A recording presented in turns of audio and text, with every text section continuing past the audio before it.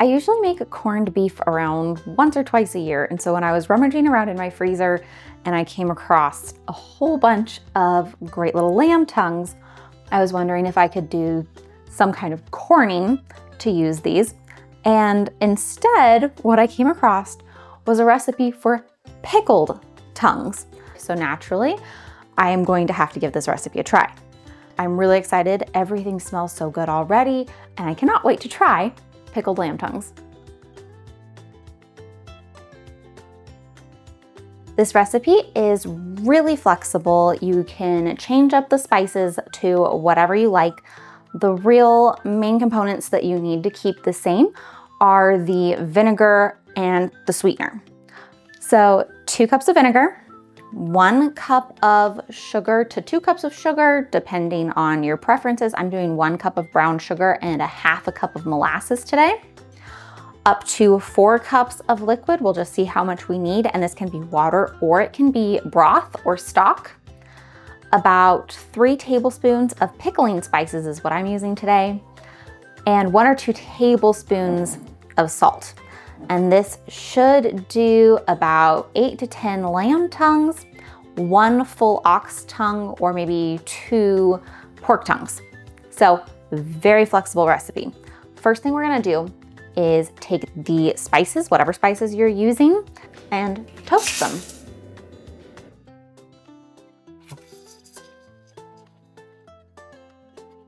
Once our spices are toasted, we just combine everything else. Very straightforward recipe.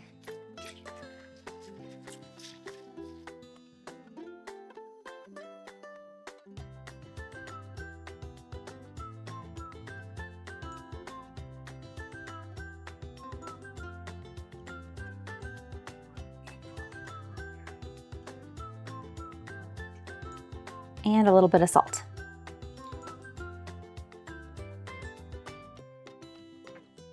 Now just give this a good mix until everything is dissolved.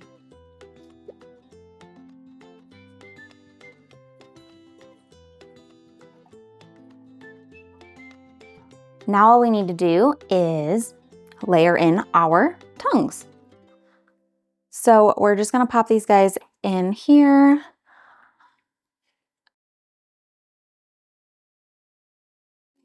Now we're just going to add enough water that everything is all the way covered. Not too much water, everything doesn't need to be free moving, but everything does need to be underwater.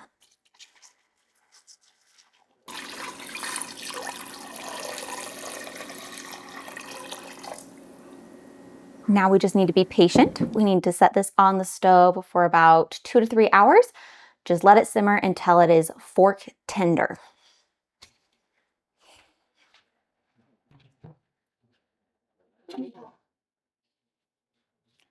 Now that these are nice and tender, all we need to do is let them cool down so that we can actually peel them.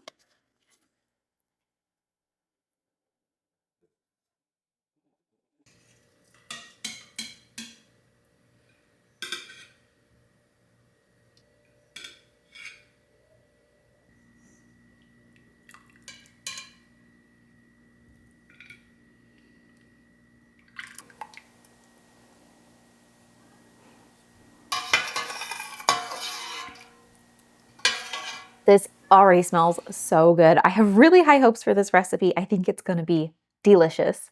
So I'm gonna give them about 10-15 minutes and then I'll come back and peel them. I'm just gonna set this back on the stove. It doesn't need to be kept warm, but don't throw it away.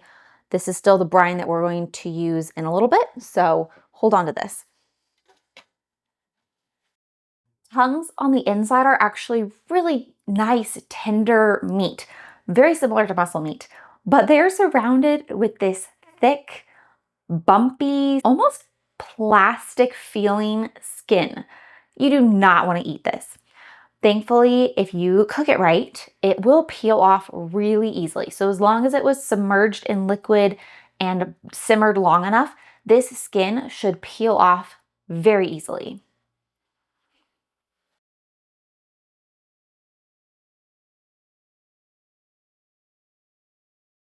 I have to say, that peeling all of these little tongues did take quite a while.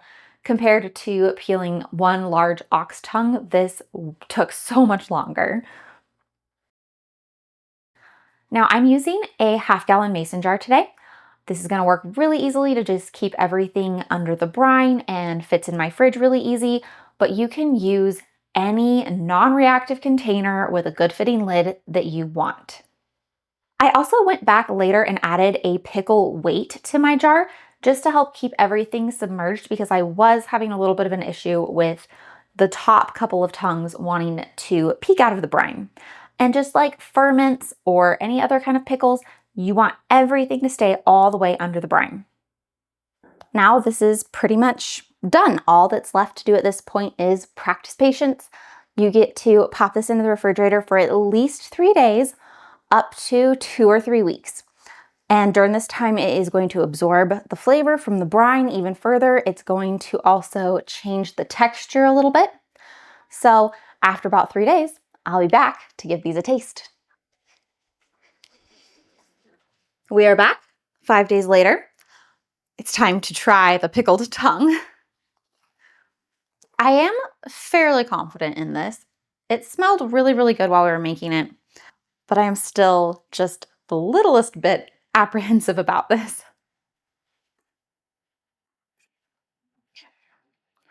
Just gonna set this little fat cap aside.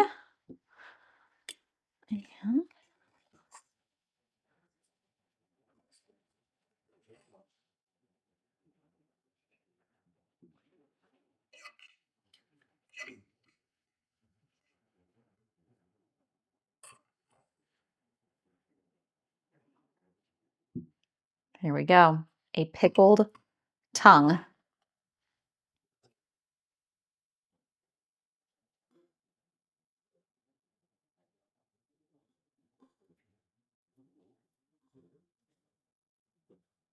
It does seem kind of textured like ham. It's pretty smooth and firm. It smells really good. It's got that kind of sweet and sour smell to it.